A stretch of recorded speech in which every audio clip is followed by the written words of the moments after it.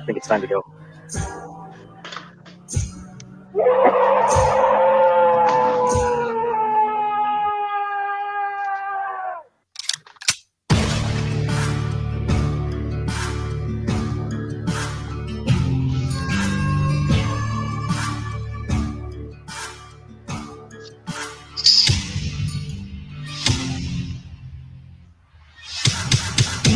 From the hills and hollers of southern Indiana to the Lone Star State of Texas, we are the hunters of the paranormal. Truth seekers, mount up.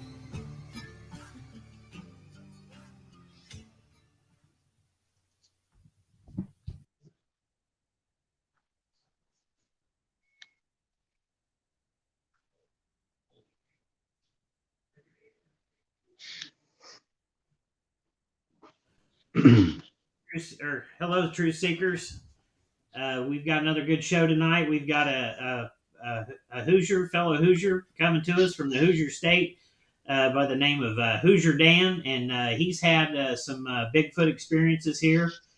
And we're gonna talk to him about what he thinks about Bigfoot and about his encounters. And without further ado, howdy to the show, Hoosier Dan. Hello. How are you guys doing tonight? Doing Great. Thank you for being here. You're welcome.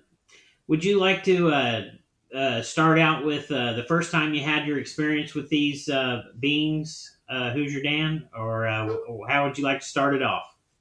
Well, will we have anybody out there asking any questions? Actually, we've got one person in the chat room right now, and Yeah, I'm getting that.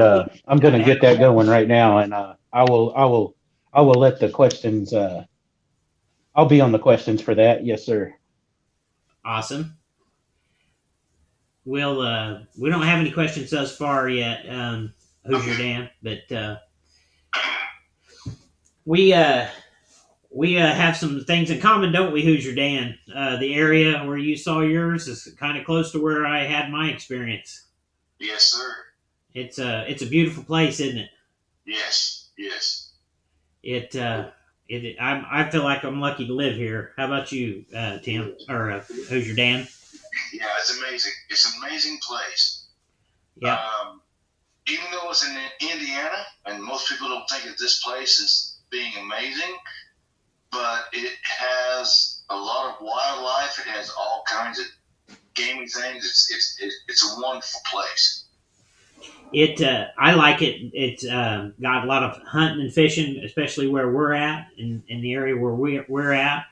The other night, believe it or not, me and my wife saw a mountain lion, a cougar, cross a bridge coming out of Clay City. You know where that is? Yes, sir. And not the first bridge heading north, but the second bridge is where we saw it. Yes, sir. And it crossed the road in front of us, and what happened was it hit the lights hit it, and you know how they kind of get confused when the lights hit them? Uh-huh. When the lights hit it, it acted like it was going to cross back across the road, and then it stopped in the right-hand lane, and then it went back, and before it went over the bank, it stopped again. So I got two nice glimpses of it, and he was a nice size cougar. But, they say they don't exist here, right, Hoosier Dan? Yes. Well, I got something to tell you. So, me and you was talking earlier on the phone. Okay. And we wanted to include the podcast to some of the grounds that I ran. Right. So I told you, I said, I will find out. I will call him and ask. Awesome. And so I did. And he told me, he's like, you know the ground I'm talking about? Yes, I do. So he told me, he's like, well, I'll have to get back to you. I was like, why? And he's like, because just north of that property, they spotted a cougar. Uh-oh. So he's like, I don't want all of us to go out there and there be a mountain lion running around. And I was like, well, you just let me know. I said, we'll go. We'll be packing. But he's like, I'll let you know. I don't want to do that Right. Because that place is hot. Wow. And we just have to wait and let him see what he says. If he says no, that's fine. If he says yes, that's fine as well. Right. But I can't go against his wishes because that's his grant. Absolutely, buddy. I totally understand. And, we could go down the road, not have to go in the woods. I've got that set up as well. So, we wouldn't go in and bother him, but we could drive by, down that road. That's a pretty lengthy road. Yeah. And Yes. pretty wild back in there. Yeah, it's really, really pretty in there. It is. Hey, Lee, I don't mean to cut you off. Is this the area where you noticed the baby footprint? Yes, Wow. but it's not the same area where he's at. I mean, it's close. It's in close proximity. Okay. But, no, My footprint was 15 inches. Wow, that's awesome, man. That's a good one. Did you say, Tim, one of the Bigfoot that you saw was a big gray one? Yes. I had another report down around Spencer of a gray. It was a big gray Bigfoot, and the guy was mushroom hunting, and he heard something, and he looked up, and this thing was coming down the ridge towards him, and they made eye contact about the same time, and this thing turned around and went back up the hill where it come from. Like it was a surprise to see him as it was of him to see it. Yes, I agree. Now, most of mine was never afraid. They were just wondering what we were doing. So I had the very first incident I had was 3 browns and that gray. That's amazing. So that gray was the older one, obviously. Mm-hmm. But none of them was afraid, and they didn't. At the very first time we seen them, they didn't throw rocks, nothing like that. They just walked around us. They just kept walking around us. We all stayed put because we afraid because you can hear people walking. You can hear them walking, and you can see them. They dodge behind this tree or dodge behind that tree, but you can still see them. But they thought they was being hit, which is like the same way a deer would be. Right. A deer's like, I'm hit, and no, I can see you. But, I mean, and then all of a sudden, poof, they's gone. No more sounds, no more nothing. Just gone. I had an experience. I took somebody back in where I found my footprint in this area, where I found the little footprint. And the experience that we had, we were standing there, and back in the valley behind us, where these 2 ridges met, you could see something peeking around a tree. And off to our right and to our left, you know how big timber is, Hoosier Dan. You know how it is down here. There, you can see real good, and if you hear it walking within 20, 30 yards, or maybe even 80 yards, sometimes you can see them walking by. Well, whatever these things were walking by us, and they were had heavy footprints, and they sound like they were upright, bipedal. And they were paralleling us on both sides, but they were walking at an angle to where they were going to meet back in this ravine. But they passed by us within at least 30, 40 yards, and we never saw nothing. We didn't see the leaves moving. We didn't see nothing. And if that would have been deer, like you said, if it had been deer, we would have seen it, but it wasn't. There was nothing there. But you could... So was that in the dark? No, it was in the daytime. It was probably about 5, 6 o'clock in the evening. Yeah, they stay hid. You won't see them. Yeah, I mean, it's almost like they have an ability that we don't understand. But they will walk with you because I walk ridges in that same property. Yes. The first property all the time. So we walk the ridges, and we can hear them walking below us, down, lower down the hill. And they would, you stop, they stop. You walk, they walk. They just, they know what we are. We know what they are, but yet they have to be so beyond getting in touch with us because that's not what they're supposed to do. They're supposed to hide. They're supposed to go away. They're supposed to run.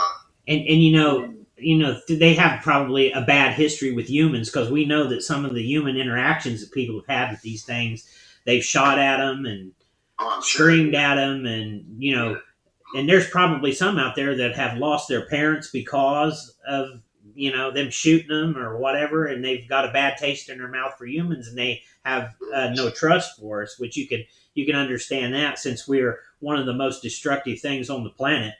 Correct. But with us here in the Midwest, they don't try to hurt us ever. They throw rocks, try to get us to go away. Now out in California, like in the Northern California, maybe a whole different ball game, because they're pressed for whatever. So they're like, they can be, mean, and they have been mean. They've took people, even in Alaska, they've took people. But here, they know we don't mean bad harm. They know we're just out in the woods hunting for food. And they hate coyotes, though. That's weird, because I had something walk beside me back to my tree stand one morning, and it stopped in a thicket about 30 yards away, or at least I couldn't hear it anymore. It walked over to the thicket, and I was using one of those red lights, that we use when we're hunting so that it doesn't scare the game. Right. Whatever this was stayed just outside the light, that red light, and walked with me probably about 80 yards through the woods, and then it circled around me and then went into a thicket. Well, the area where it went into the thicket, at daylight I heard something coming, and it sounded like deer running, and here come 3 coyotes just on a dead run, and they come running right underneath my tree and went right over to where that noise was. So I don't know what that was all about, but it sure was odd. Yeah. Have you had them parallel? You said you've had them parallel you like that as well. Yeah, I've been in a tree stand of an evening in that property, and coyotes come running through the fields. I mean, barking, they're running. And then you hear a big howl, which is not a wolf, it's a Bigfoot. Mm-hmm. And the coyotes are gone. They're tearing back up the other direction. They're gone. They don't want nothing to do with that. No. And because they don't get along, which it's fairly, but it's like, unless you're out there and you actually hear that or feel that, just feel a Bigfoot howl, you have no idea. No idea. Oh, yeah. No idea. I had something come up beside me one night when I was hunting back here behind the house, and whatever this thing was, it came up to within probably, I'm going to say maybe 60 yards of me, and it got along the tree line, and the coyotes were yipping and yapping like you're talking about, and whatever this thing was let out a big old scream, and it wasn't nothing I'd ever heard back in there before, ever. I've hunted for 30 years, and I ain't never heard nothing like it. And I've listened. I thought, well, maybe it was a cat squalling or a bobcat, because, they get a little crazy, have a crazy scream, sound like a woman sometimes. So I went and I looked, and I could not find anything that sounded remotely close. And I listened to an audio of some sounds from Thinker Thunker. There's a guy by the name of Thinker Thunker on YouTube that has a channel where he analyzes Bigfoot footage or audio, and that is the closest. The one that he got an audio sound of, he had actually coyotes he was referencing in there and different animals, and the Bigfoot pattern on the way that it read in the, I don't know what kind of a graph or spectrum like analysis thing that he had, but it read a lot different than what the others did. And whatever that sound was what I heard back here by the house. And I also, when I was coming back home one night from deer hunting, I usually keep my light off. Like during bow season, especially if you're on private property, I like to keep my light off because I know how to get in and get out quiet without the light. And you don't want to scare them. I don't want to scare them, and they're mostly in the field. Well, I was coming up the old logging road here behind the house, and I built a bridge across this creek. It's basically runoff off of a field, but it drops down about 4 feet. And I am standing there on the bridge. I stepped on the bridge, and as soon as I stepped on the bridge, I just stopped. Like I had a feeling like there was something there.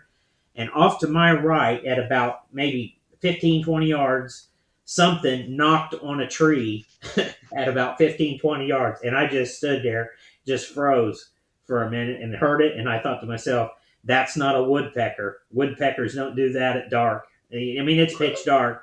And so I just kind of walked away and acted like I didn't hear it. I didn't mean it no harm. It didn't mean me any harm, I guess. And I just went on about my business. But, that's pretty creepy when something 20 yards away, 15, 20 yards away, knocks on a tree right beside you in the dark. Yes. Wow. I mean, honestly, here in the Midwest, I really think they mean us no harm. Yeah, I totally agree with you, because of all the areas and thousands of acres that I've hunted down here, I've never felt like I was ever in danger. I don't know if you've had the same experience as that, but I've only had one bad experience. It wasn't bad. It was scary, but it wasn't bad. Most of the time, if you're in their domain, they throw rocks. They try to get you to leave. One time, me and the property owner that I was talking to you about, we went out in the winter, and we found footprints. That's the footprints that I had, 15 inches, and they sunk like almost 3 inches in snow. So my buddy at the time, he's like 350, and he couldn't even step in the snow and pull the snow away. And this footprint was way deeper than that. wow. So we're following this logging trail that they had along previous to that. And so we followed the logging trail, went down the hill, and he's on one side of the creek, I'm on the other. And all I hear is something start growling. Oh. And I looked at him, I was like, what is that?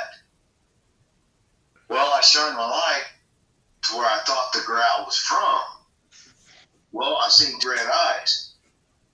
And I was like, holy crap. I mean, it was like really tall, which I thought it was really tall off the creek bed, Mm-hmm. It was like 7, 8 feet up. Well, it was probably more like 6 feet. So I could see him blinking, and then it was gone.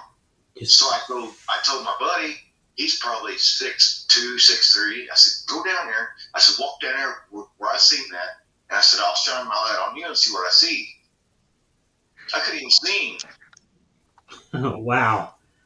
I was like, are you standing down there? He's like, yeah. I was like, I can't even see you. He's like, holy crap. I was like, yeah, there was something big there. And it growled at us before that. It was a mean growl, kind of like coyote growl or a dog growl, but not like they wanted to come after us. Was it like a real deep growl? Yes. Did it make the hair on the back of your neck stand up? Oh yeah. I mean, I had a shotgun. I had a 12-gauge shotgun in my hand, and I was like, I'm pretty sure I'm still scared. Yeah, I hear what you're saying. You know those planes that fly over the fields here sometimes, and they like they spray the crops. You know how they come down real low and they're loud.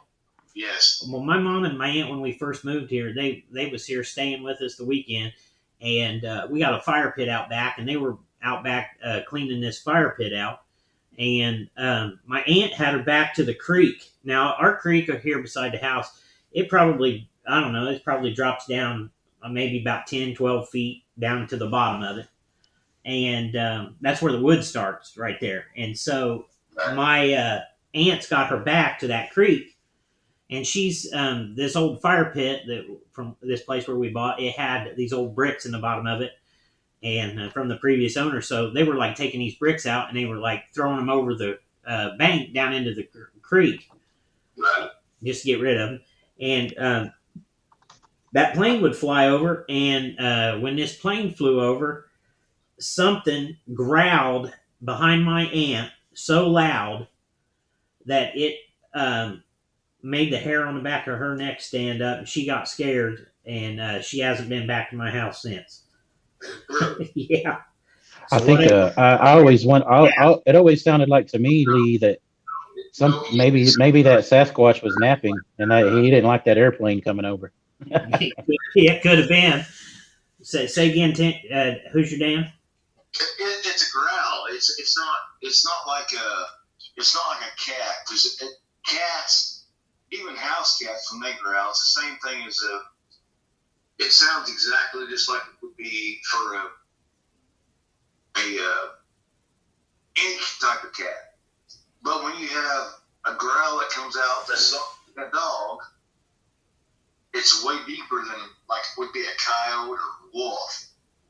But it's still the same thing. Kind of sounds the same. It's like, holy crap, what is that? Exactly. Oh, Hey, we got Dan, there's a question in the chat from Mr. Al Santoriga. Hello, Al. Thank you for joining us tonight, and everyone. He has a question. He said, "How far away was the creature?" Did you hear him, Dan? For me? Yeah, there was a question for you. Yes, sir. There was a question in the chat from Al Santoriga. He wanted to know how far away was you from the creature? It was 20 feet. About 20 feet. Wow. Wow, that's close. And you shine your light on it, and you could see the eyes. Could you see the face and everything? No, it was so dark. He had so much dark fur. All I could see was the eyes. So his face was covered. It was black. Like everything was black. Yeah, dark colored fur. Yes. So it was or red. It could have been a red one, but it was dark. It was dark in color. Yeah. That. So was you standing up on a ridge top looking down, or was you looking up? No, sir. We was in a creek bottom. Oh, you was down in the creek bottom. Now this area where you're talking about over there, those ridges they go up pretty high. Yes. So we was in the bottom of them ridges. Bottom. Wow. Yeah. But some of them ridges are hard to even walk up as steep as they are. So was it ridges like that? Yes. So it's almost like if you get down in them, it's like you're funneled down in there, and you're not going to get up either side. You're just going to have to either go one direction or the other in the creek. Yes. Now this creek, did it wind downhill, like come down the hill? Yes. Okay. And it's not a big creek either. It's only probably maybe 4 foot wide. It's not a big creek. Wow. It's not a big creek. Now. And that's the same spot that I told you that, because we was out in the winter. It was snow time. We had snow on the ground, and I seen deer prints jumping. You know how deer run. Oh yeah. Obviously. Okay, so this deer was running through the woods before that happened. Between one hoof print and the next hoof print. Wow. It was 10 foot. So he was moving pretty good. Yes. Yeah. That was before this. We walked up on all that at the same time. Hey, Dan, Al Santoriga's got another question. Have you ever found any caverns or in the walls of the creeks? Like, is there any little alcoves or caverns back up in there? No. Not in that area. No. But there's known to be caves around our area, right where we're at. But I don't know where a lot of them are at. I know where some of them are, but not very many. I haven't found nothing like that, but I have found beds with pine trees broke down, and you see where it looks like something's been laying in it. Oh yeah. Yeah, but nothing in a cavern. Now, this area where you saw these, do you have a little bit bigger size creek in it? Like, one that's like maybe 15, 20 feet wide with water in it all the time?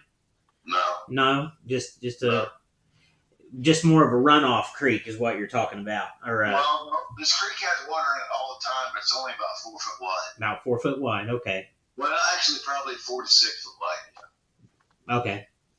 because the area where I found the little footprint, it's got a creek in it that's probably, I don't know, it's maybe 15, 20 feet wide, and it has water in it most all year long. I mean, it may dry up in spots, but it pretty much holds water all the time. And I think that's a common denominator with these creatures is these creeks and these and deep ravines, because I think they can move undetected through these ravines and these creeks. Mm-hmm. Of course. That's their highways anyway. That's the way I feel about it. It's exactly the same way. Deer do the same thing. Mm-hmm. Deer run the same paths as that. Oh yeah. And, to stay hidden. You know, honestly, that's how I find my the big deer that I hunt is the creek. And I'll wait until it rains and I'll go down the creek and then I'll find their tracks and I'll know where they're going. Yeah, and that's the exact same way. It's the same thing.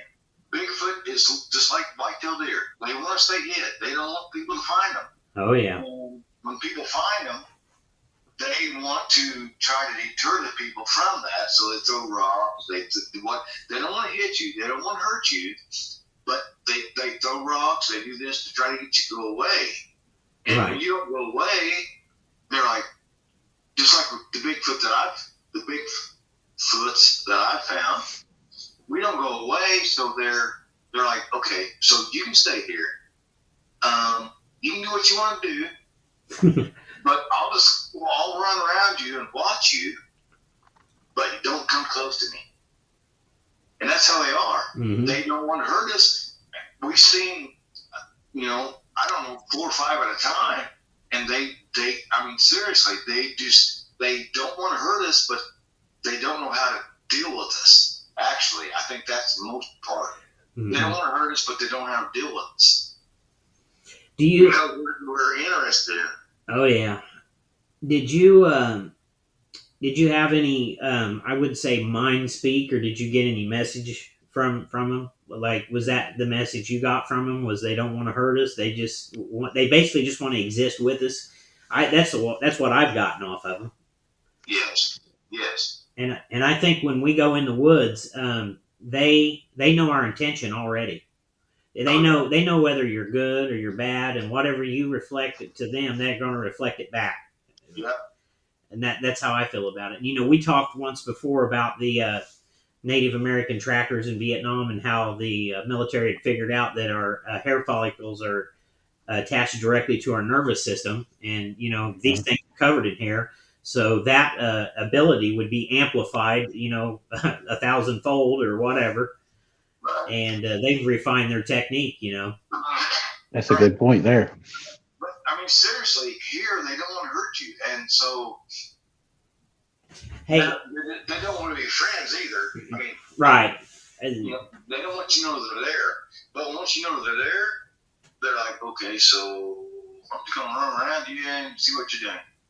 But honestly, they still don't care, because I found beds, I found all kinds of stuff. I found everything that you think about, tree breaks. I found X's. I found some place that they walked, snapped off all the tree limbs. It's like, how high up did they snap those tree limbs? Because I've heard they snap them off the ground pretty high. I found just 9 foot. About 9 foot? Yeah. We have another question in the chat room. What was the largest one that you saw, Dan, of the Bigfoot? Height and weight. Height and weight. I'd say 10 foot, probably weighed 800 pounds. Jeez. Yeah, he was a big boy. Was that the big gray one? Yes. And then, can you describe to us from the size of the big one, what the size of the other 3 were? Was there a size difference between the other 3 as well? Yes. Yeah, they was a lot smaller. You had one that was probably, so the big gray was probably 10. You said 10 foot. Yeah, 10 foot, 900 pounds or so. 900. Yeah. Man, that's just. The next one was probably somewhere around like 8-9 foot, and probably was somewhere in the neighborhood of 600-800 pounds. And then the other 2, I believe, was juveniles. I have no clue about them because they kept running around. I couldn't even. I seen them, but they just kept running around. So I think they was probably in the neighborhood of 6 foot and probably 300-400 pounds. So they look more like, say, like a big adult human size. Yes, but they was playing. All they did was play.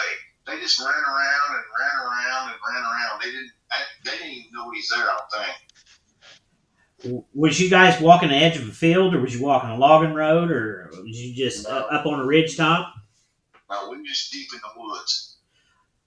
Have you back in there where you hunt out over in that area? I tell you, I love that area. That area back over there, that has some of the biggest deer I've ever seen in my life. And have you, Tim, seen some big monster deer over in there? Oh yeah. Did you get to hunt that over there? No, I don't. You don't. I could if I wanted. Well, I could hunt that property, but I couldn't hunt that forestry. So I kind of just stopped. Because there's that property and a forestry that you can go on, actually. But we don't go on that forestry because we just never did it. Yeah. But it's a great place. I mean, there's a lot of deer. There's well, of course, Bigfoot, obviously. How about mushrooms? You got mushrooms over there? Oh, yeah. I think they eat mushrooms too, man. I really do. They eat Oh yeah. Yes, sir. They do the same thing we do. Uh-huh. They can build a fire, which I'm sure they probably do, and who knows. I got another. Their own deer. I would. Hey, I got another good question for you here, Dan. Did you ever come across a Bigfoot kill where he killed the deer or anything like that? Yes. And can you kind of describe the carcass to us and what the wounds were like that you saw? All right. So when I come across that, when I first looked at it, it looked just like a coyote kill. But then when you got to looking at the legs, Yeah. the bones was twisted. All 4 of them was twisted, just twisted, snapped off. Mm. It's Like crushed, like almost. well, not really crushed, just twisted. Twisted. The bone was twisted, just like if you took a tree branch, a green tree branch, and twisted it. Yeah. That's what it looked like. Wow. Wow. And it was all 4 legs were like that? Yes. Were they twisted up by the hip? You know what I'm No. saying? Not up by the hip? No, it was the lower legs. Just the lower legs? Like that something had got a hold of it and just snapped it? Just twisted them, yeah. They twisted them so they can't get away. How quick were these things that you saw, Dan? Were they pretty fast? Were they... Yeah, from tree to tree to tree, unless they wanted you to see them. Now, did you notice them swaying back and forth or peeking around the trees? Like they call them tree peekers? Always peeking around the tree. Mm. Yeah. Now, what first drawed your attention to them when you first saw them? I mean, what were they? Was it a lot of movement going on, or did you hear something and just looked in that direction and then? No, didn't hear anything. But you actually like see a shadow go from tree to tree. You start looking, and then they peek around that tree and look at you. Wow. And then go to the next tree, and they peek around that tree and look at you. What type of time of day was this? Your different This sightings. was in the evening. Was it daylight or dark? It was daylight. It was daylight. Yes. Did you feel like it was a blessing, or was you scared when you saw him? Because I would kind of feel like it was a blessing and be scared. No, it was a blessing, and I was not scared. At that time, I wasn't scared. The first few times I seen them, I was scared because I'm like, I don't know what they're going to do to me. And then after that, I'm like, you know what? They're looking at me the same way I'm looking at them. Wow. I'm not scared. They're not scared. So we'll just be equal. There you go. There you go. Would you by yourself? Coexist. Did you by yourself, or did you have somebody with you, Dan? Oh, I've always had somebody with me. If I went by myself, I would be scared and I'd be running. Oh yeah. Only because you don't know what they're going to do. But if you have somebody with you, you're like, hey, look at that. Can you see that? And if they say, yeah, I see that, it's like, what's going to happen next? Mm-hmm. You're playing off each other. But if I was by myself, I don't think I wouldn't do it. I wouldn't do it. Wow. Now, the guy that has this property that you talked to tonight, you said he told you there was a bobcat running around back, or not a bobcat, but a cougar running around back in there. Did he say if there'd been he'd had any activity? Does he have any activity up by his house, or does he live in that area? He lives there. He didn't say that. I didn't ask. I said, you just tell me what you want me to do. I said, Okay, if you want us to come out there, and if you allow us to come out there, we will. Bring the flare. We'll walk around. that'd be cool. Is it a long walk or a lot of area to go into? Yeah, it's like 53 acres. You know, that's pretty. And you said it's butted up next to like a refuge or some It's put up to a forest. I can't remember that forest out there. right. But it's put up to a forest, yeah. That's amazing. There's a lot of acreage back up in that area, Yes. and not right exactly where you're at, but on farther back in there. I've talked to some people. They say there's not very many people that live back there, and if they do live there, there's only a couple of them that live there a little bit of the year, like in the summertime, not all year long. Right. And that's one of the things you wouldn't think about. Indiana, everybody thinks it's all cornfields and stuff, but where we're at, it's all deep forest and It is. It is. a lot of ravines, and it's almost to me, it's almost like it's Kentucky-esque. Yeah. It's like the It's like if you stop and think about it, it's like, man, there's more than cornfields in Indiana. Yep, you got that I right. mean, seriously. Have you seen the footage? There's some footage called I think it's called a Ridge Walker. It's from Indiana, and it's a black one, and he's walking across the top of a ridge top. Nope, I ain't seen that. Yeah, if you get a chance, if I can find the link, I'll send it to you. To me, it looks like it's only about a 6-7 foot Bigfoot, and it's That'd be young. yeah, and he's going. It's like it goes up the hill and then to the right, and then it disappears behind some trees.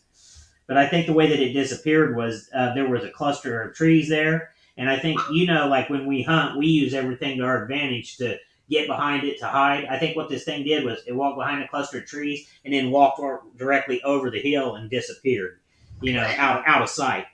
Did the same thing. If they get a tree between you and them, and they're quite a ways out, they're gone. I mean, you're not going to see them no more. No. Hey, Dan, when you can you hear me? What? Can you hear me? Yes. Okay, I had a question for you, sir. When you were 20 feet from the creature, was there a smell? Was there a smell at all? No. I have Okay. smelled the smell, but that night the wind was going opposite me. Thank you. That night the wind was hitting me in the back towards it. Wow. That's- Maybe that was a good thing. Had, I'd probably throw it up. hey, Dan, have you ever been in that area before that or after and had a smell? Yes. I tell you, a buck when they're rutting, they've got their own smell to them. You know what I'm talking about. If you've been in an area where there's a lot of deer running, you can smell a rutting buck that time of year. You know how strong that is? Yes. I went to walk into a woods one time, and this smell come out of the corner of this woods that was so strong, and it smelled like death and manure and every dirty stink you could ever smell, and it scared me. And I thought, I'm not walking in there because I don't even want to see what that is. It smelled like death. Okay. It basically smells like, okay, so nobody who's ever smelled it. If you ever get a chance to smell it, it's not a skunk. It's nothing like that. It smells like rotting flesh. Mm-hmm. That's what I smelled. That's exactly what it smells like. Only because this Bigfoot goes and eats, does whatever. So he has this flesh still stuck to him because, it has to. Like in its teeth and everything else. And, Yeah, they can be... fur, everything. They can, So all that's rotting, he don't give a shit what it smells like because, he don't give a shit. But it's like, it's nasty. Well, they say that predators, whenever a predator, even humans, I take it, because we eat meat all the time, that there's an off gas that comes out from our breath, and that deer will recognize that smell. And I know it's gross to say, but when you clean your teeth and you floss and you can smell this, it has an odor to it. That smell is in your mouth all the time, and the predators, they can smell that bacteria that's in our mouth.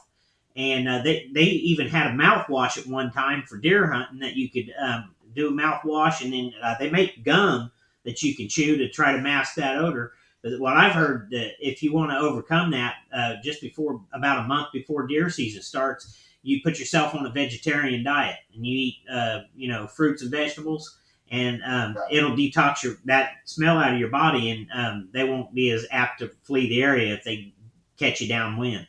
Oh, true. I'll tell you something else you never thought about, I bet. You can tell me yes or no if you ever thought about it. Okay. But human fingernails. Mm-hmm. Okay, Yeah. so you eat a piece of, you go get buffalo chicken, or you go catching fish and worms, or you do whatever else. All that smells under your fingernails. Oh, yeah. And all that still comes out. Oh, yeah. Even if you wash it, it still gets up under there, and Correct. you And can't. you still smell that. Yeah. Same with Bigfoot. Same thing. Well, the shampoo and the soaps and stuff that we wash in, that residual is always in our hair. The smells are in our hair and our pores all the time, and they can smell that from us. Right. And it's just like I told you before, deer hate human hair.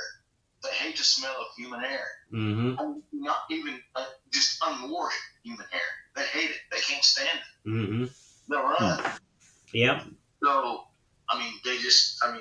there's all kinds of this stuff that just, it's so weird. You don't even think about it. Most people don't even think about it unless you're out here doing what we're doing. Right. Let me ask you a question, Tim. Have you heard of anybody seeing Dogman or anything like that around here? Not for years. Not for years. Have you heard somebody talk about him before? Yes, when I was a kid, yes. Hey, can you? Would you like to share that with us? Well, yes, I will. Awesome. Across from where I grew up, we had like 350 acres we could run. And I had a guy come up to me and said, "Hey, have you ever seen any dogs in here?" I said, "I haven't seen them. No one." He's like, "Well, I was walking in here the other night and I seen 2 dogs." I said, "Okay." He's like, "They wasn't barking. They wouldn't do nothing. They were just staring at me." I was like, "Okay." He's like, "But both of them had red eyes, glowing red eyes." I was like, "Seriously?" He's like, "Yeah, this is before the Bigfoot stuff." He's like, "Yeah, they both had glowing red eyes, and they just stared at me." I said, "So if you took off walking, what happened?" He's like, "They just stared at me." Yeah. I'm like, "Okay, that's good enough for me." Okay, I'm done. Did he see these things in the woods, or were they In the woods. in the woods? Yeah, I had somebody down in West Virginia. When we went down and visited some people down there, this guy came up in the yard and was talking to the people that we were with, and I overheard a conversation between the two about this man had seen this monstrous wolf-looking creature down in a ravine where he liked to go hunting, and he told this guy, he said he was so scared of it, he said, "I'm never going back there."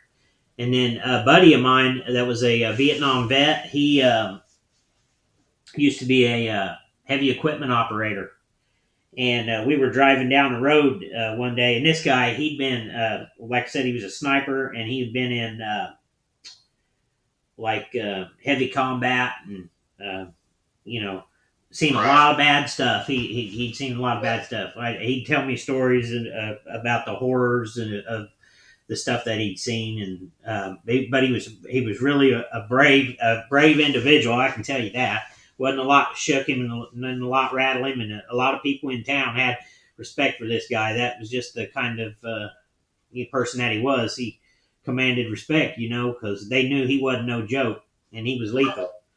He even outrun the cops twice on foot and hid from them, and they couldn't find him. And where he was hiding at, he was hiding down in the ditch, and the cop car pulled right up where he was laying in the ditch. And he said, the cop opened the door, and he said the light from the thing was shining on him from the interior light of the car was shining down in the ditch at him. He said if that cop would have looked down, and he would have seen him. And he said he hears him telling the other one. He said, "What I'll do is I'll jump out here and I'll run him through that woods, and you pick him up on the other side."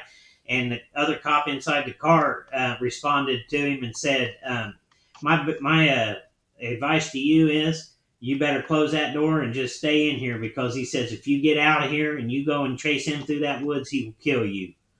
And so he ended up getting arrested for a DUI. They finally got him, but he got out, and he was in a bar. And this is the kind of person he was.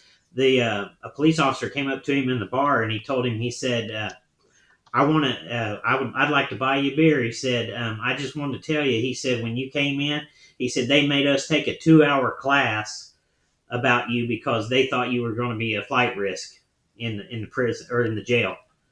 And so, anyway, that's the kind of person he was. He was pretty tough, but he was telling me, we was driving down the road one day, and he showed there was this field down by where we lived at, and in the very back, I guess he helped clear out this little valley of trees, and he was on a bulldozer, and he was pushing trees in the back of this property, and he said, out steps this wolf, bigger than any wolf that he'd ever seen or ever heard of. We're talking like 4 foot at the back, or 5 foot, 4 to 5 feet high at the back. And he said, he told me, he said, after all the stuff that he'd went through in the combat and everything like that, he said that time that thing stepped out of the woods, he said, was one of the only times that I was ever deathly afraid for my life. And he said, I was reaching in my pockets for whatever I could get. And he said, all I had was a pocket knife. And he said, I knew that wasn't going to do me any good. So for him to have said that, seen that had to have been a big deal. I don't know if it was a dog man or just an excessively large canine, but he said it looked like a gigantic wolf. And it scared the hell out of him. And that's saying something. So I got something else to tell you. Okay. So when I talked to my buddy that owns that farm where I did the Bigfoot stuff, he said he's seen, right there close to it, he's seen the cat. Yeah, the cougar. The cougar. He also told me after that he seen a coyote twice as big as a normal coyote, and I was like, I'm pretty sure that's probably a wolf. Mm-hmm. Twice as big. Same property. And you know how big a coyote is. If 2 or 3 of them got you down, it'd be all that you'd want to handle. And imagine one twice the size. I know they say there's what's called coy dogs. And yeah, but I don't think they're here though. What, the coy dogs? Yeah. Well, I'll tell you a story about the coy dogs. That same guy I was telling you about. He had it was a Chow and a Great Dane mix dog. That could be. And you know how big they are, right? Yeah. A Great Dane is huge, and mixed with a Chow, so he was not just tall. And you know how sometimes Great Danes are tall and kind of lanky. Well, this one was tall, but he was stocky. He's stocky and wide, and he would help him run his cows. He had trained him how to, like hold his cows, so that he could, load them or whatever. And that dog was a big deal to him. But anyway, when he lost him, he really lost a good help, But anyway, he told me one time, he said, and this dog was white and black. It had spots on it, looked like a Dalmatian color. You know what a Dalmatian looks like. Yes, sir. Okay, he told me, he said he went up in the pasture to check his fences and his cows one day, and he said that Great Dane Chow mix was out in the pasture mating with a coyote. And so probably about, I don't know, maybe about a year or so goes by, and I'm driving by this cornfield heading down to the house where we lived at, and standing in this thing stepped out of the cornfield, and it was in like where like the rows that go between the cornfields, like where they could drive a tractor. It stepped out on a lane in between these two cornfields, and it was a coyote that was black and white, just like that dog, like my buddy's dog. No, and it was a coyote. But he was black with the white spots, he was white with the black spots on him, like a Dalmatian. And it was, Wow. and he was huge. It was a coyote, because a coyote, how they look. They have indistinguishable features from, or just recognizable features, I should say. Yeah, you can tell them.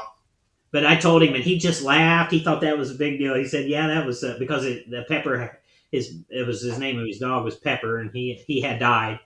And he just laughed, and he thought, "Wow, that's Pepper's offspring still running around here." He thought that was pretty cool. So I do know that was a coy dog because I'd seen it. So, and I saw another one time. It was a reddish color, and it was like a coyote, but it was huge.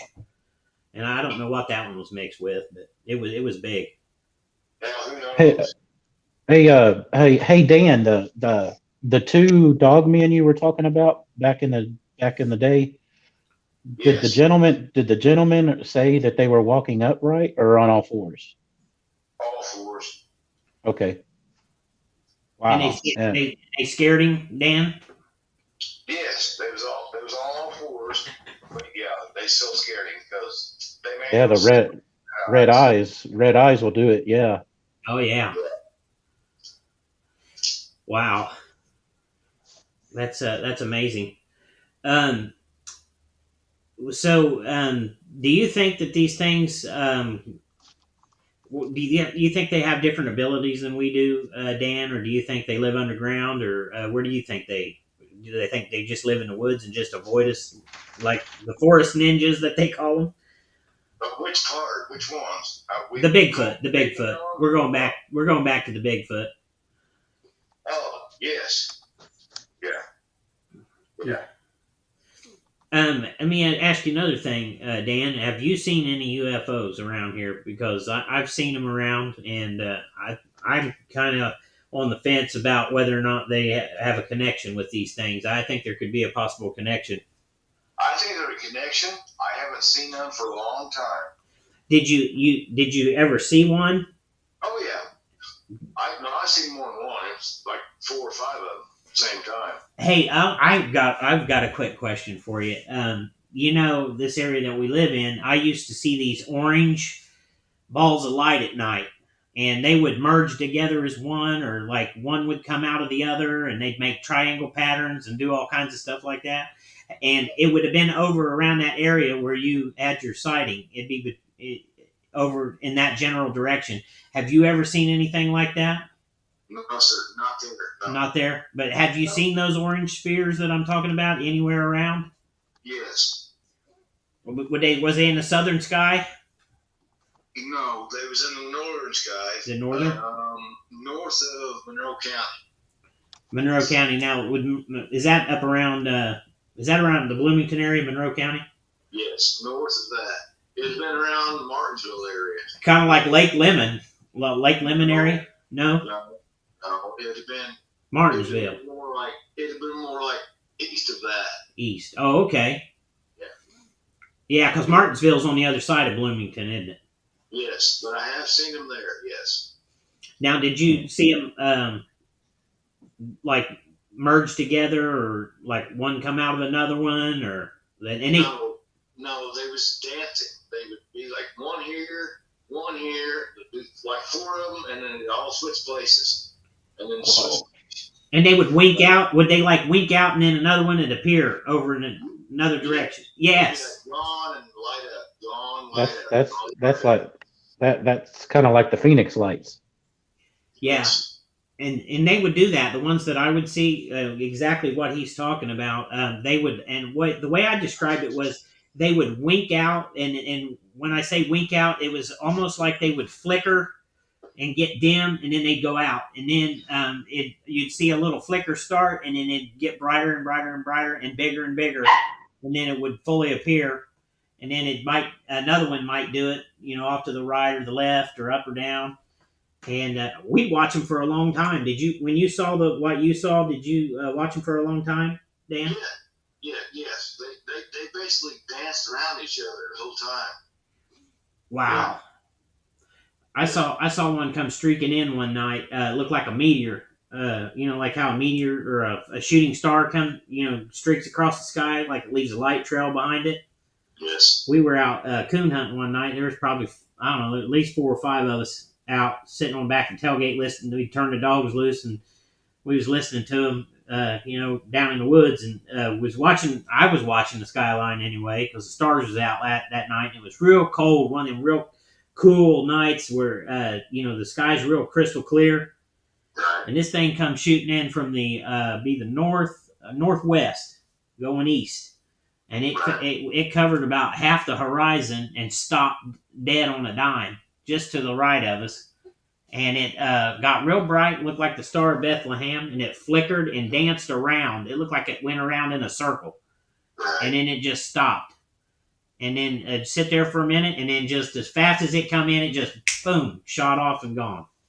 Guarantee it. Yeah. So I can tell you this much: if we've got that technology, if the military has that technology, then we've got some fantastic flying devices. That's all I can say.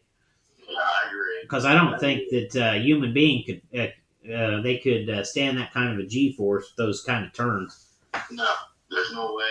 No. Even our military can't. They pull some G's, but whew. Do you have you ever seen any secret planes or any kind of unidentified aircraft that were like military? No. The only thing that I ever saw like that here was I saw a one of those new planes. I think they're called the F-35s, the stealth, the stealth jets or whatever. The stealth bombers? No, they're not stealth bombers. They're the fighter jets. They're the stealth fighters. I think they're the F-35. I may be wrong, but this thing come flying over, and it was humming when we heard it. You could hear it coming way off, and it had this humming sound to it, and I thought, man, this is something weird here. And you know how like the stealth bomber has those real weird angles on the top of it, like diamond shaped or whatever? Well, this jet fighter come through, and it had that on the bottom of it. The bottom of it was black, and it had those weird angles on the bottom of it. And he flew by us. We were standing on top of a great big ridge, and he flew by us, and he tipped his wing. He was so close. He'd come through at treetop level. He tipped his wing and waved at us out the window as he went by. No kidding. Yeah. He seen us way off and waved at us. We waved back at him, but it had a weird sound to it. It didn't, how like a roar, a jet will have a roar to it or whatever. This thing had really loud, yeah. This thing had a low hum to it, and it was just like real quiet. It wasn't like silent by no means. I mean, you could hear it and feel it as he went by, but it was something different. And he headed towards Crane Naval Base. You know where that is. Yes, I do. And I just wonder if some of those lights that we see in some of them craft and stuff that we've seen around here is stuff that they're testing down there. Because I know they made the laser designators they use in Desert Storm and all these wars where they laze the targets and the bombs will follow the laser. Right. I actually talked to the woman that and the person that developed that thing, and she was telling me that they had a tower set up in Bloomington, and they would shoot a laser from Crane all the way to Bloomington to test that thing, just to test the laser. I thought that was pretty cool. And that just reminds me of a story a doctor told me that had a practice down in the Bedford, Indiana. Bedford, Bedford, Indiana is just south of Bloomington, right? She said the cat talked to down there had talked about Crane Naval Base because it's kind of close down there around the Bedford area. Yes. They referred to the Bigfoot as the woods ape down there, and people would see that inside Crane Naval Base. So, and they call it the woods ape. Yeah, they call it the woods ape down there. And down there's a lot of caves. And this doctor that I knew owned a property that had a cave on it. And that would be a good place for those things to pop in and out of, those caves. Would be. Yeah. Oh, yeah. Yes, it would be. And do you remember hearing the sighting around Monroe Reservoir when they had some Bigfoot sightings around the Monroe Reservoir area? I don't remember hearing about it. I think the Bigfoot sighting was over around what's called Egypt Holler. There's a place called Egypt Holler. It's a boat ramp that goes on to Lake Monroe. I don't know have you been to Lake Monroe and seen how big it is? Oh yeah, it's big. I mean, I don't know how many miles big it is, but it's huge. I know they. I know Lake Monroe a lot, but I don't know about that. I know about the party place. Party grad or party whatever it is. Yeah. I don't know anything about that. Huh. Well, that causeway that where you can drive across and you can see the lake on both sides for a real long time. You know what I'm talking about? I don't know how long it is. 446. Yeah, is that 240? Did you say 246? No, it's 446. Oh, 446. That's right. Yeah. That's in old John Mellencamp's video. Yes, sir. That's the one. Right there. And that's the one he's driving on the motorcycle down through there, that bridge. Yeah. But anyway, if you go across that, you'd head south. He's my cousin, by the way. Is he really? Yes, he is. Wow, that's cool. Do you ever get to go to family reunions or anything? No, but I did a party with him one time. Did you really? Yes, I did. Oh, cool. Was it pretty nice to you? Yes, he is. He's nice. That's good, man. He smokes cigarettes like they're going out of style. You know what? I seen him in concert, and he was smoking like a freight train. Yeah, like they're out. Yeah, oh yeah. like he's not gonna get another one. Right. Well, he's a good dude. He's a really good dude. Oh yeah. My aunt was walking in the Bloomington Mall years and years ago, and it was probably around the time when he was getting famous. So it had been in the 80s. And she was walking in the mall, and she bumped into somebody. And she bumped into him while she was walking. She turned and looked behind her, and he turned and looked at her, and it was him. He bumped into her. So that's the only encounter, encrypted encounter we have with John down here, Cougar. John Cougar. We got Johnny Cougars running down here. Okay, but he's a good dude. He really Yes, is. yeah. He seems like a Like hardcore. Yes, but he's really not. He's Pretty humble. Shit. He was born. So his grandma and my grandma were sisters. So I don't know how the hell that measures us because we're related, but we are related. But he was born in Seymour. My dad was born in Seymour, and so we're all we're actually the same family, but we wasn't ever close, obviously. But yeah, he's cool. He's really cool. That's awesome. Hey, Dan, would you like to tell us your ghost story, or do you have time to tell us about your ghost story and your old house that you had? Oh crap! Which one? The one, I think it's something about a cross on the wall, and you saw a fire or something. Oh, well, yeah, that was with Jesus, but yes, I can do that. So I bought a house in this town, and I had two houses. I owned both of them. And so I told my girlfriend never did marry her, but I said, I'm going to go in this other house and see what's going on tonight. And she's like, you going to do it now? It was like 10 o'clock. I was like, well, we'll wait. I'll wait. So about midnight, I went over there. And I walked in the house, And I come back out of the house. It was like, there was a weird feeling. So I come back out of the house. So my girlfriend's brother come over, which is the same Bigfoot guy of mine. And so he's like, "You want to go over there?" I said, "Sure, I'll go with you." And so we went over there. And it's one part of the room. Well, on one side of the room, on the right side of the room, on the left side of the room on the right side of the room was the closet. On the left side of the room was the wall. So I started staring at that closet, and I could see the globe, illuminating globe come out, swirl, and go back in the wall. Ooh. Like an orb, or was it bigger than an orb? It was bigger than an orb, but it was not as bright as an orb. It was kind of dim, actually. But I've seen it like 3 or 4 times. Just come out, do some swirls, and go back in the wall.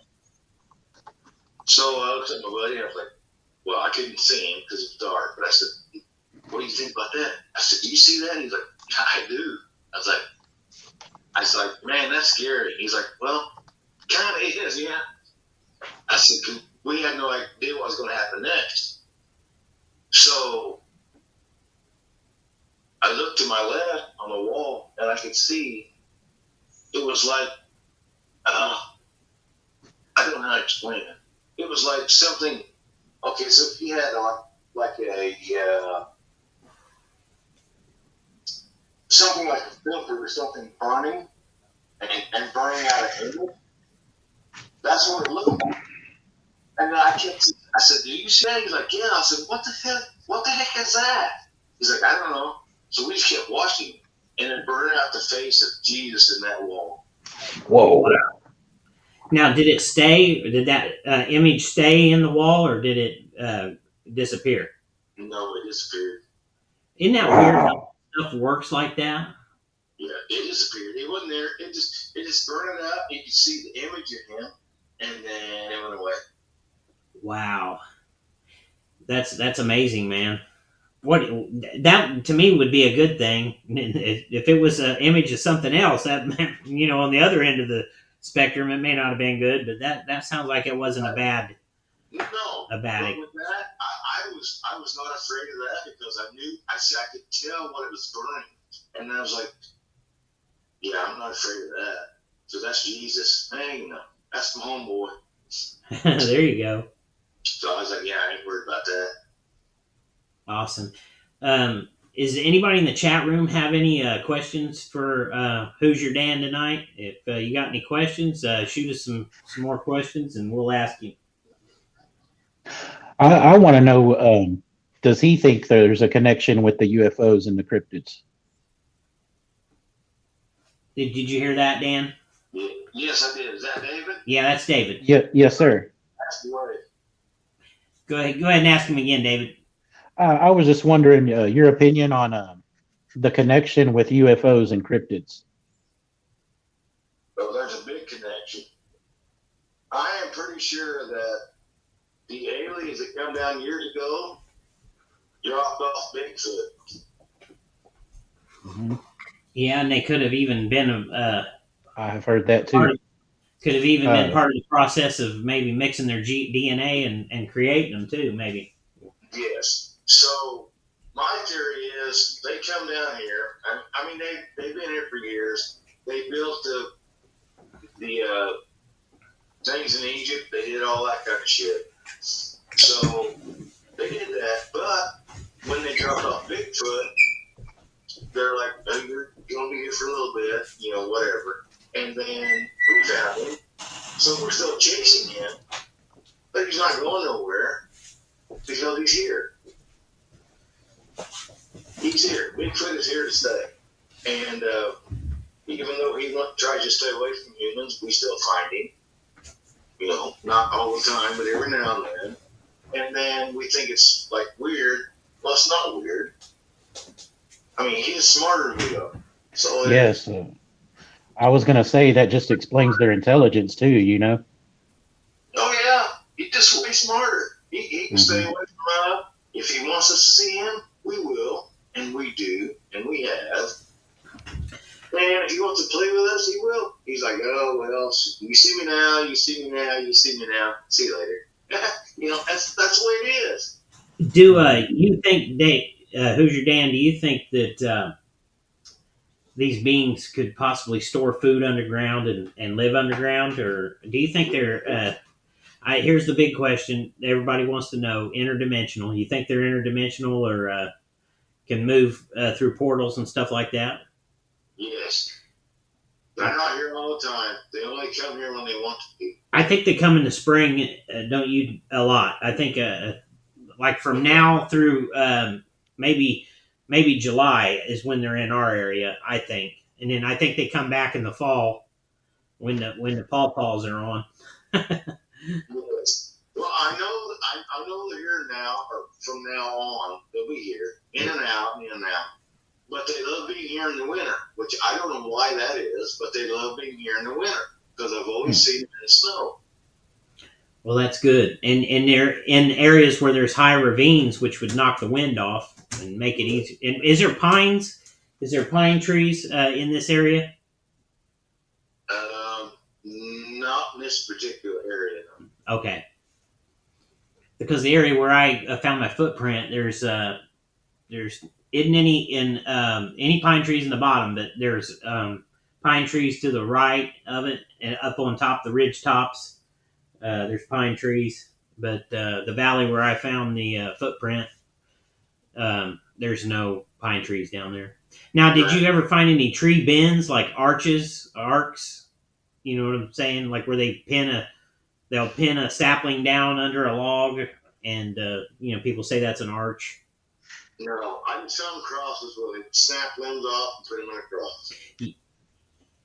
Down the Clay, heading over to Clay City, you know where that bridge is? Not the one where the river is, but the other one on north of there. Yeah. There's a patch, there's a good patch of woods that cuts through there. Yes. I've seen X's off the side of the road in that area, and I've heard an account of somebody that had a Bigfoot sighting over there around the Eel River. Oh, well, I haven't heard that, but some people don't talk to me because they don't think I believe in that shit. But yeah, I haven't heard that. No. Isn't that sad that people have seen these things and they have trouble coming forward because people ridicule them, and the people ridiculing them can no more disprove that they didn't see it than the person that's seen it can prove that they saw it. You know what I mean? Exactly, and that's why people shouldn't do that. It's like, you just go ahead and tell what you saw. If somebody don't believe you, who cares? That's right. Exactly. That's the way I've always felt about it. And who cares? You didn't see it. I did, so I don't care what you think because I've seen it with my own two eyes. I've seen it with my own two eyes a lot. I have too, brother, and I know that this is a reality. These things are a reality. David knows it's a reality. These people that's in the chat room, they've had their experiences. They know. People that watch our show, they know. And nothing to be ashamed about. That's what our show's about. Hey, if you saw a 50-foot giraffe, come on and tell it. We'll let you. Yeah. Nothing. No. It is sad. It is sad to be judged about, but we know what's out there. Yeah. The sad part of it is that people that have treated other people like that have done a really disservice to people like that because, for them not to believe them, that could shut them down. And you never know what you say in a day's time to someone, how it's going to affect their life on down the road. And you may have taken the one thing away from them that, could have made them successful or, made a difference in their day or their life. And we should never judge anyone for the things that they see. I've had to work around psychiatric patients before that have had, chemical problems with alcohol and drug abuse. And some of the behavior that they, show, and, they talk about hearing voices and seeing things. Well, you know what? Who are we to say, just because somebody's read a brain scan on an EKG and say, oh, well, you've got this going on in your brain or that going on in your brain. Well, who's to say that these chemicals or whatever they have done in their brain hasn't opened their brain up to the ability to be able to see in or hear into a spectrum of the paranormal, into another dimension. Right. You and know, that person's probably smarter than we are. absolutely. You know, it's like little kids, for example, that see imaginary friends or can see ghosts, or like the movie The Sixth Sense. I believe there's children out there that have that ability, and we probably all had that ability at one time. And you know how little children will shy away from strangers, that they get scared, like Santa Claus or whatever. Well, that is an ingrained response in these children, because they see things, because their brain is so new and everything is working the way that it should. And once we reach a certain point in our lives, we lose those abilities. But some people maintain those abilities and have them, like psychic abilities or whatnot. But just because other people can't see into that reality does not make it untrue for that person. And that's the exact same thing with God. Mm-hmm. People's like, well, I don't believe in God. Why? I can't see him. So there's a lot of things you can't see, but you believe in. Yeah, like oxygen. Ain't none of us ever seen oxygen, but they tell us we're breathing oxygen. Ain't never seen it. That's right. Never seen it. Good point. And that's the same way with the government. It's like, well, just because you don't see it, don't mean it's not fucking there. I'm sorry. My bad. Oh, that's okay. Oh no, you're fine. No judgment here in this circle. But it's like, oh my God, you have to have a bigger mind and think a lot bigger, because some of this stuff a lot of people don't believe because they've never seen or ever felt. But if you ever seen it or felt it, you believe it. And that's right. It doesn't mean that you have to see it, because you don't have to see it. It's there. Mm-hmm. And you feel it. Yep. People don't understand that. It's like you don't have to see it because you feel it. Mm-hmm. Yes, sir. That's amen. Have you ever? That reminds me. Have you ever had the a feeling like you've had a presence inside your home, like a spirit or whatever? Oh yeah. I had that happen to me, and it there was something standing behind me. And I could feel the wind circling around me, cold wind circling around my body. Yeah. And I knew without a shadow of a doubt there was a presence there, because I could feel it. I didn't see it, but I could feel it.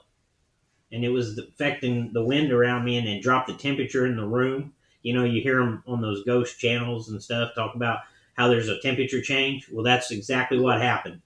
There was a temperature change, and this thing come right up behind me, and it was like it rushed up behind me, and I felt the wind off of it. Yep. And I have to tell you something. Okay. I'm not going to be sad. I'm going to be cheerful. All right. So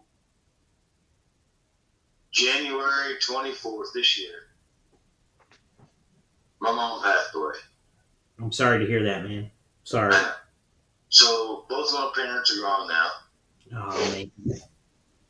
But I felt my mother's presence after that. And I was at her house. So the next day I just left and come home. I come to my house in Clay City. And then the following weekend I went back there, and I was like, I walked in the house and I could still feel her. And I was like, this is kind of weird. A little bit.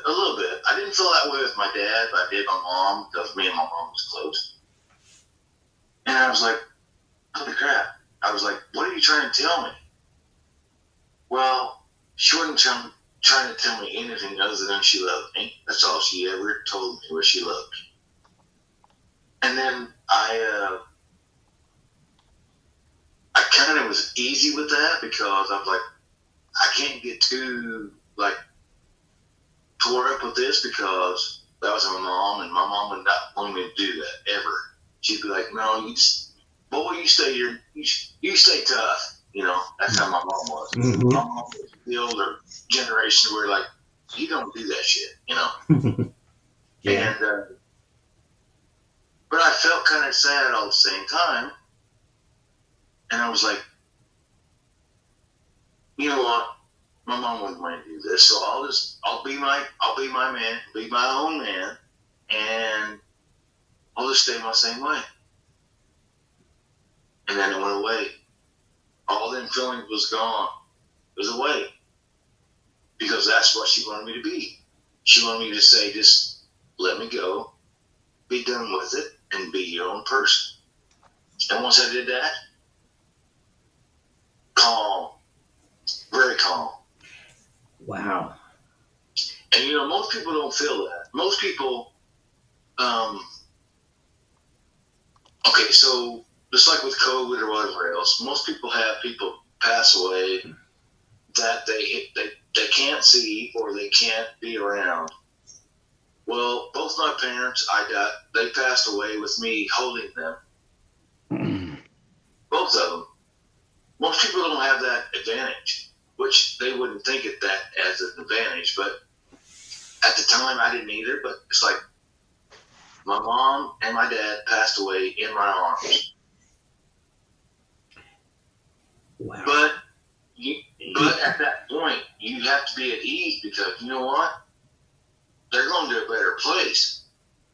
And you know, I want to say something here real quick. Our neighbor, his mother passed away in his arms, and I'm going to say the same thing for you. When you were born into this world, they put your I'm going to get choked up here. They put you in your mother's arms. And what an honor it was for you to hold your mother when she was born into the next life with Jesus Christ. Yes. Amen. Amen. And with your father as well. Yes. And that peace was them letting you know that they were there. Yeah. Well said. Sorry, guys, I get a little flubby here. No, it's okay. But But then again, at the other end of this, it happens the other way. And you're still in the same amount of peace. Yep. It's the other way. You're like, Mama. I mean, I was like, Mama, just go. Oh. And she went. And I was still holding her hand. God bless you, man. Yeah, it was great. I mean, goddamn it wasn't great. I don't mean that. I mean, it was. I know what you mean, brother. The feeling is like, damn, I'm at peace. My aunt passed away in 2018, and she was like another mother to me. And she was my fishing buddy, and she could catch fish when nobody else could catch fish. They called her the crappie queen. Spit on that worm, wouldn't she? Mm-hmm. And I stood at the foot of her bed while she was dying, and I kept looking there and thinking to myself, "Damn it! Why has this got to happen? You know, why do we have to go through this?" Yeah. And as I was standing there at the foot of her bed, I tell you, man, as God is my witness, this is exactly what happened. It was as if a spiritual presence came and it put its arm around me. I can't even say it. It told me. Whatever this thing was, it told me, it said, everything's going to be all right. She's going to a better place, and she's going to help prepare a place for you and your family. And it gave me the peace that you're talking about. I've seen that peace, brother. Yeah. It was the good Lord or a guardian angel. Yeah.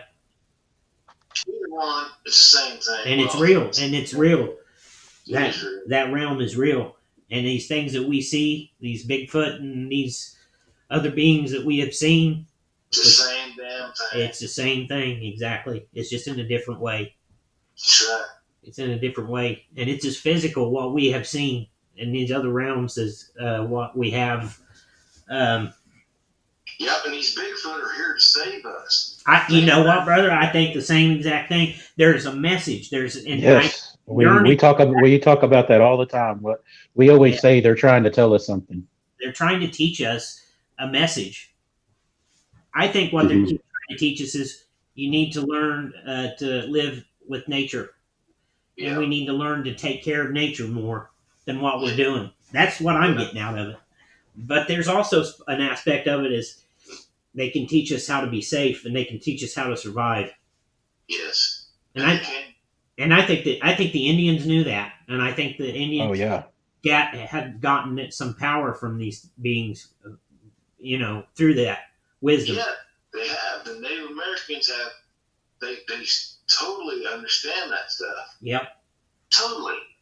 And I don't know about you guys, but I don't go to church or anything like that because I kind of believe the way the Native Americans believe. I'm got Native American blood running through me, through my father.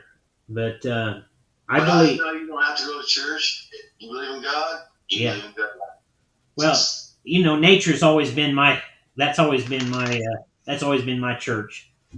Right. And when you're walking around in nature and you see the trees and the animals and the beauty of the forest and the things that God made for us, and the sounds and everything that He's made it for us. That's God right there. To me, that's what that is exactly.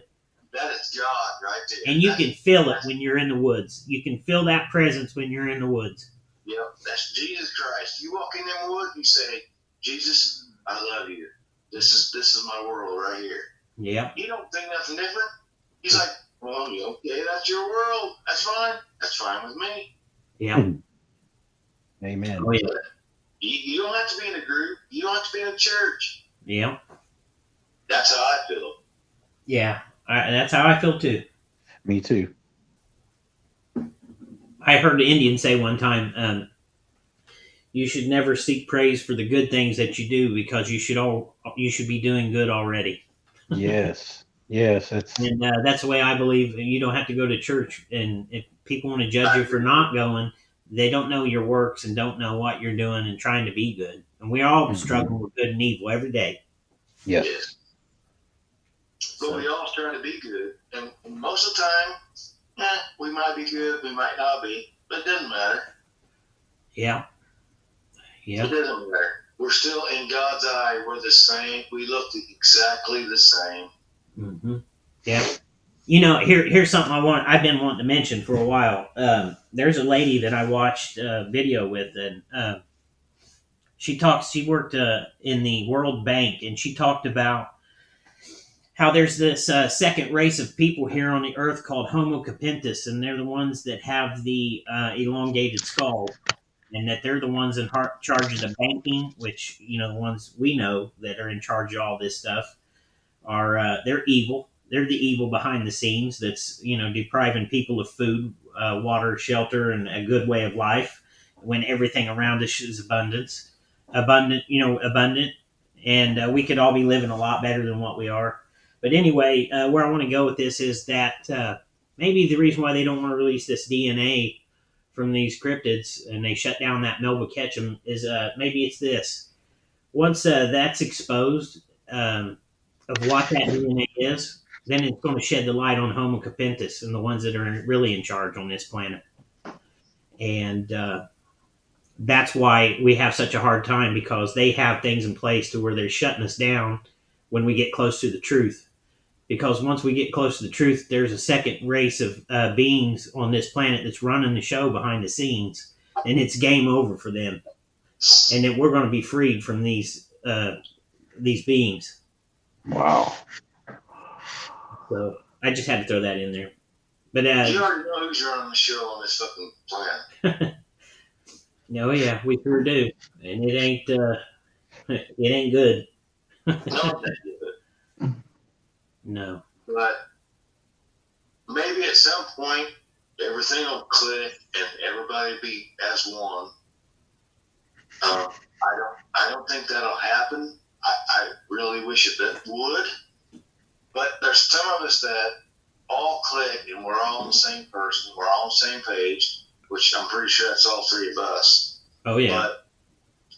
But we're here. We're together. We believe in one another.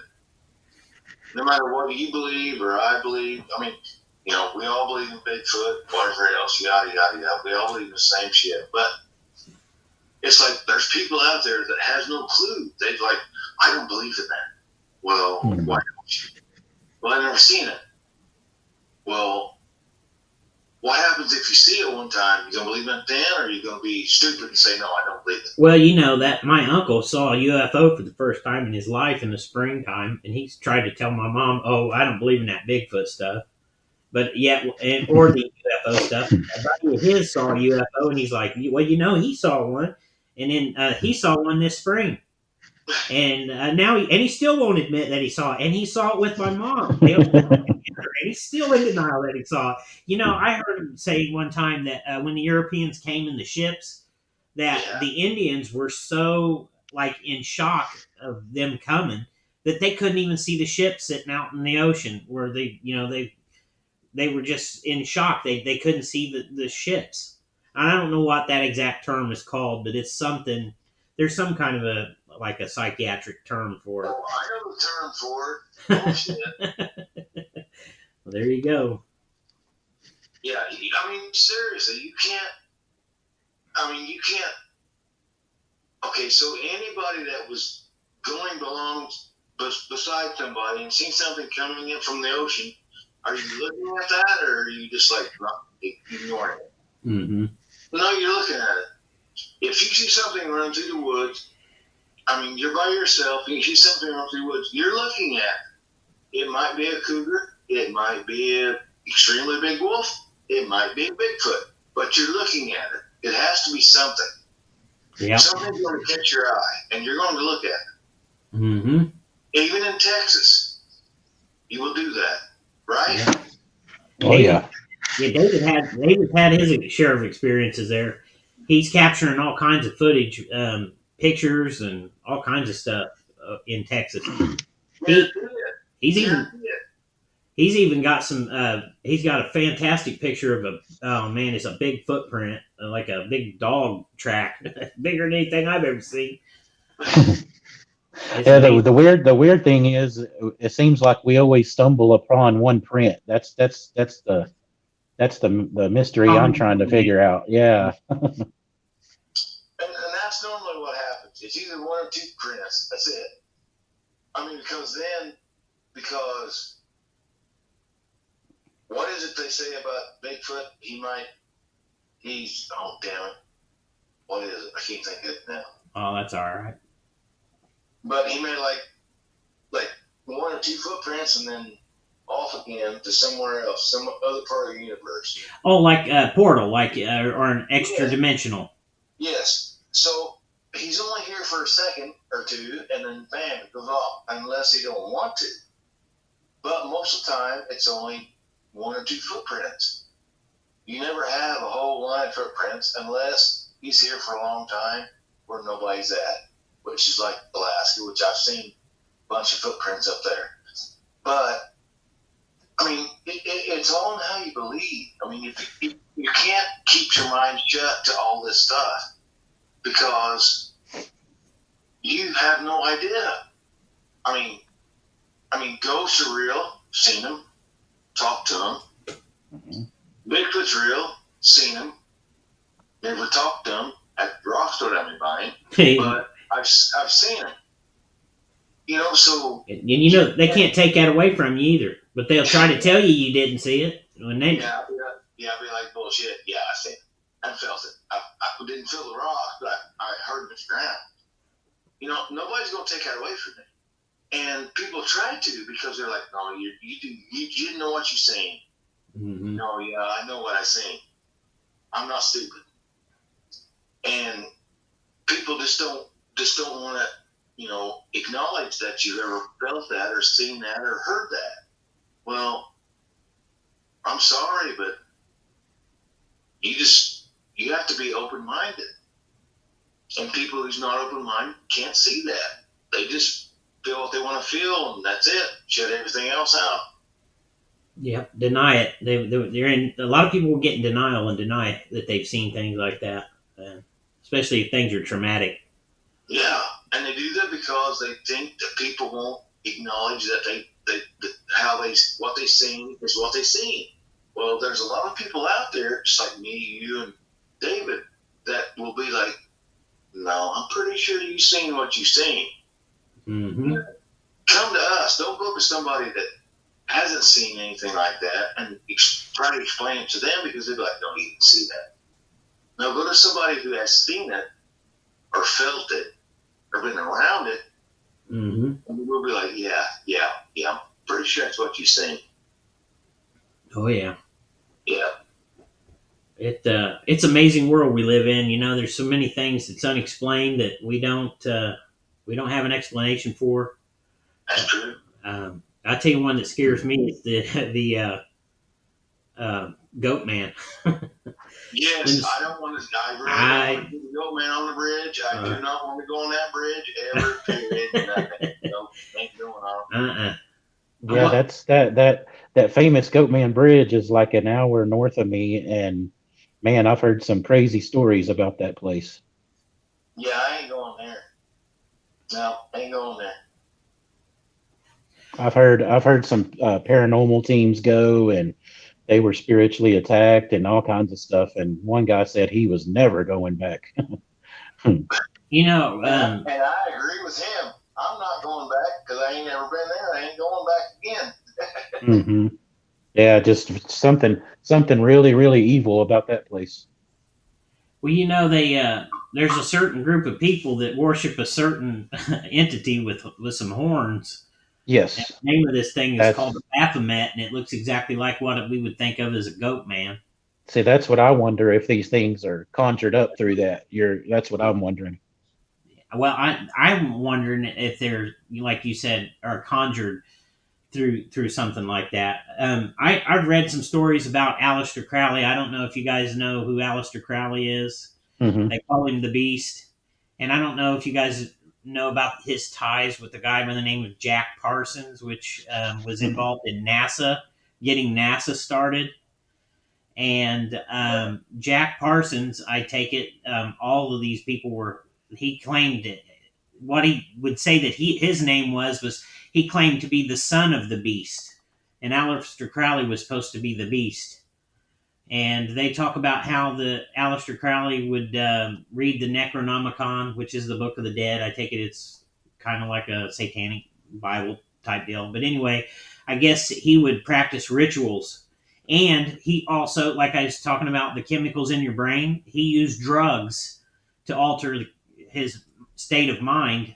And I don't know if they used them in these rituals or not, but he would do, they would do demonic rituals. And they say that he conjured a being that he called Lamb, and this being Lamb resembles what we would think of as an alien gray. Wow. And I also heard that he, through a ritual, also conjured up the Loch Ness monster out of a portal, and that's when they started having. He opened up a portal around Loch Ness and basically released the Loch Ness monster into the lake, and then after that's when they started having the sightings or whatever. That's one of the stories that I've heard. But here's where I'm going at with it. If these people, I've heard them talk about. There's a place called the Presidio. It's like a library. It's like I think it's something to do with a military base or something. But anyway, I had heard this guy's account, a firsthand account, that the people in the military, I guess, they have, they have to honor all religions, right? Well, some of these people that worship this, being with horns and what you call a Baphomet. I'm not going to say, what religion it is. You guys can probably figure it out. But anyway, this guy said he witnessed firsthand that they had taken books from some archive somewhere that were bound in human leather, and these books had spells and rituals in them that they could conjure things with, and that they were able to release demons with these things. So here's where I'm going with this. Now, I could be totally wrong. This is just my theory. I don't know this for a fact, but some of these dogman sightings, we know that they originate down in Louisiana. They call them the Rougarous or the Lugaroos or whatever, however they term that phrase. Well, there you go. And we know that there's a lot of voodoo and stuff like that going on down in Louisiana, right? Yeah. Well, I don't know if voodoo is attached to that same religion that I was telling you about, but they fool around with conjuring things and putting spells and doing black magic. And I think some of the Dogman sightings could possibly revolve around black magic, and they could be conjuring these things into our dimension. There's a thing called a tulpa that is it's a thought form that, if the way they described it was, if you could sit and think of this thing like thought form for a long time, then you can manifest these things into reality. And Wow. if a group of people had the ability to do this and they conjured these things and they were really good at it, and this ancient knowledge, which is a secret black magic knowledge that would be passed down, then these people could have conjured these things and released these dogmen, or what we think of as a dogman, into reality. And the Native Americans have, what we call the, we're not supposed to say, but the skinwalkers.